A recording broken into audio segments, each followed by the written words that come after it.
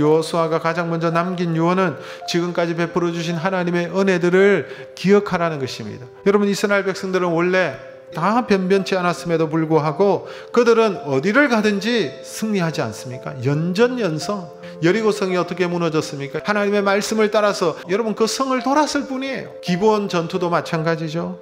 더 강력한 가나안 북부 연합군과의 싸움에서도 마찬가지입니다. 하나님께서 대성을 주셨어요. 우리가 여호수아서를 통해서 무엇을 배웁니까? 우리가 이길 수 있는 승리의 비결은 딱 한 가지밖에 없는 거예요.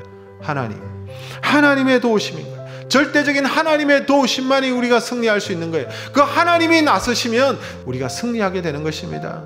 근데 여러분, 이거보다 더 중요한 것이 있습니다. 하나님께서 베푸신 은혜를 우리가 기억할 때, 하나님 앞에 감사할 때, 하나님은 또다시 우리에게 은혜를 베풀어 주시기 때문에 그렇습니다. 여러분, 여호수아가 두 번째 남긴 내용이 무엇입니까? 그것은 하나님의 말씀을 지키라는 것입니다. 세 가지 단어를 써서 강조하고 있습니다. 크게, 힘써, 다 지켜 행하라. 그럽니다.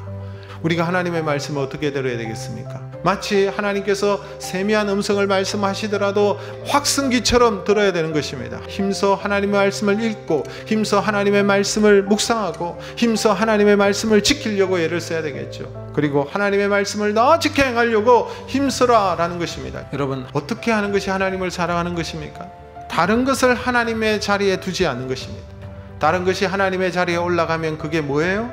우상이에요. 우상.